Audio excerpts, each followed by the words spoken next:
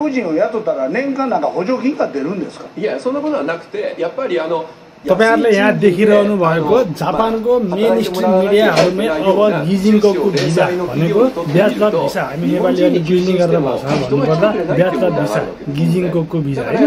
अरु देशका मान्छेहरु चाहिँ धेरै ठूलो अपराधिक क्रियाकलाप संलग्न प्लस अरु नराम्रा गतिविधिहरु चाहिँ अरु देशकाले बढी गरिरहेका छन् र त्यसपछि गएर यो भन्दै गर्दाखेरि नेपालीहरु ठीक भन्न खोजेको होइन, नेपालीहरुले पनि एकदमै गलत गर्ने मान्छेहरु धेरै पनि छन्। तर पनि तुलनात्मक रूपमा चाहिँ अलि कमै हो कि जस्तो मलाई लाग्छ। तर पनि अब यसो भन्दै गर्दा अब गिजिङको भिजा नै मोन्दाइ यिनीहरूले देखाउन लागिसके। तपाईले यहाँ यो टेलिभी बाङ्गुमीमा देख्न सक्नुहुन्छ हैन, एक्सपर्टहरूले चाहिँ कुरा गरिरहेका छन् हैन। कोही चाहिँ अब किङ गरिरहेका मान्छे छन् भने कोही अब विभिन्न क्षेत्रमा काम गरिरहेका छन् मान्छेहरु चाहिँ यस्तै क्षेत्रहरुमा। त्यो सो भएको हुँदा अब तपाईहरु चाहिँ के बुझ्नु पर्यो भने नेपालबाट आउनेहरु चाहिँ जापानमा चाहिँ काम गर्न जाने हो, हामी काम गर्न जाने हो, कामदार हो, त्यहाँको रुल्सहरु मान्नु पर्छ, त्यहाँको नियम कानुनहरु के छ मान्नु पर्छ भनेर तपाईहरुले चाहिँ बुझ्नु पर्छ। त्यहाँ टिभीमा देखाइरहेको तपाईले हेर्नु होला गोनी रेवा गोनिस्ता गाए भन्ने मेरो एकदमै मनपर्ने एउटा यो उखान टुक्का हो। म जमानादेखि भन्दै आएको छु मैले यो गोनी रेवा गोनिस्ता गाए भन्ने। यो जुन ठाउँमा छौँ हामी त्यही ठाउँ अनुसार हामी चल्नुपर्छ, त्यहाँको चलचलन रीतिस्थिति नियमहरु पालना गर्नुपर्छ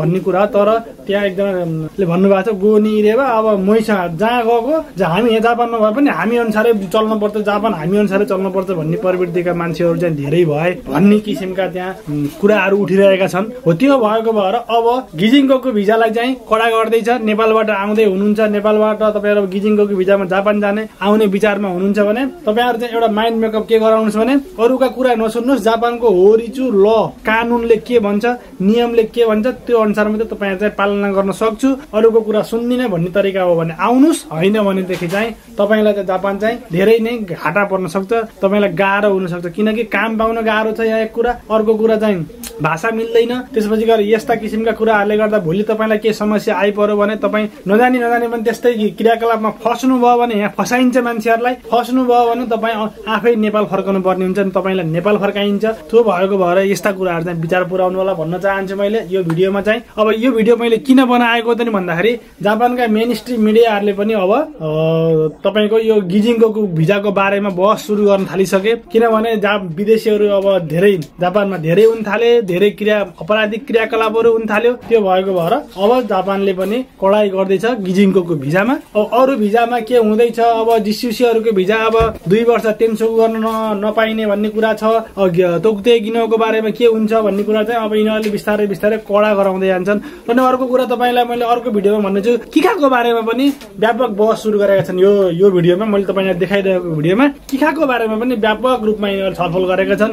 किखा पनि बिस्तारै कडा हुँदै जान्छ किखा गर्ने मान्छेहरुलाई पनि हैन। अब त्यो भएको भएर समग्रमा म के भन्न चाहन्छु भने जापान अब कडा हुँदैछ, पहिला जस्तो छैन।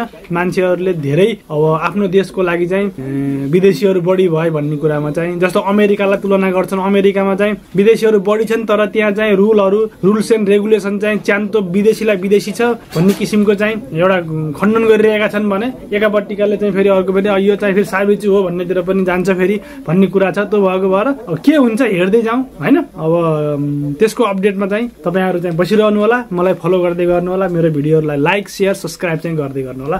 नमस्कार।